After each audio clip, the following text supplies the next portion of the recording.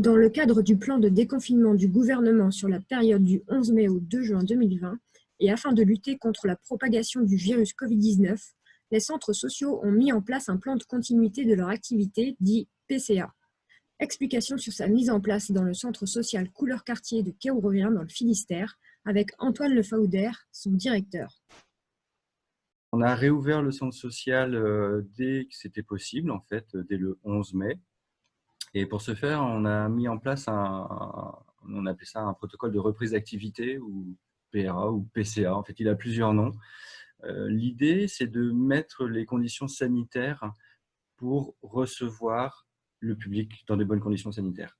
Donc, ça a été pas forcément simple. Dans un premier temps, on a travaillé en équipe pour aménager le bâtiment, avoir un sens de circulation pour éviter les croisements, mettre en place des bornes de gel hydroalcoolique, voir comment on pouvait concevoir les activités, donc avoir une phase de préparation, d'anticipation. Et on a fait une réunion d'équipe avec le bureau le 12 au matin pour valider et définir tout ce qu'on pouvait faire. Donc c'est là où on a vraiment entériné l'ensemble des éléments, sachant que on avait pas mal de textes qui nous avaient été fournis par la Fédé. Donc c'était intéressant d'avoir l'ensemble de ces textes-là, de compiler l'information et de restituer l'information et de voir un peu le ressenti des salariés, des administrateurs, des bénévoles, pour voir comment on pouvait réouvrir. Donc,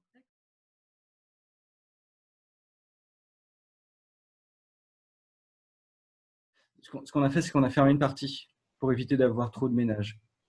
C'est-à-dire qu'on a condamné une partie, vu qu'on faisait des accueils individuels au début, on a limité l'espace et comme ça nous permettait de nettoyer plus régulièrement un espace plus petit.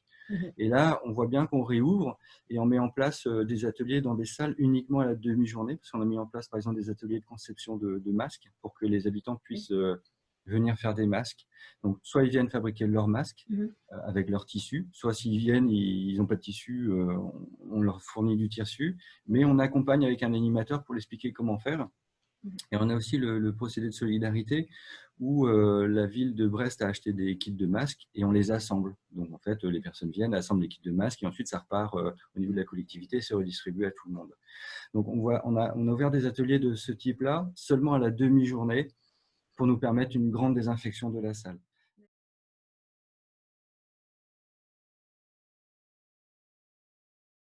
Alors, ce protocole, il est en perpétuelle évolution.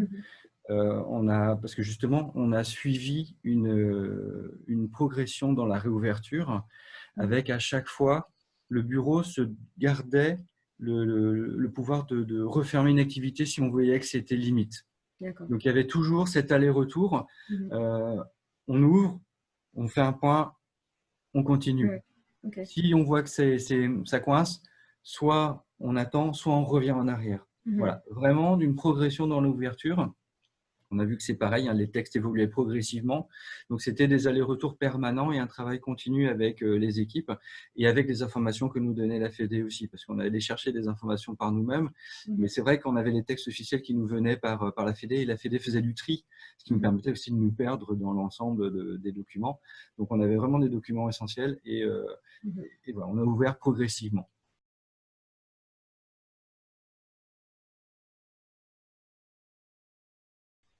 Les discussions, prendre le temps. Prendre le temps, discuter, vraiment échanger, discuter avec les salariés, parce qu'il faut que les salariés, il faut que les bénévoles, il faut que tout le monde soit convaincu, et il faut que tout le monde participe. C'est-à-dire que c'est quelque chose qu'on ne peut pas imposer, parce qu'on n'a pas tous la même perception du virus. Certains sont plus anxieux, d'autres moins anxieux. Certains sont personnes à risque, moins à risque.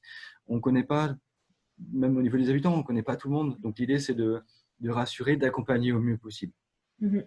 Nous, si on est convaincus, parce qu'on l'a mis en place collectivement, et qu'on a cette démarche en se disant, si on va trop loin, si on sent que c'est un petit peu limite, on revient en arrière. Du coup, nous, on est convaincus et on va vers l'avant. On favorise aussi l'ensemble des actions hors les murs, qui nous permettent d'augmenter la distanciation.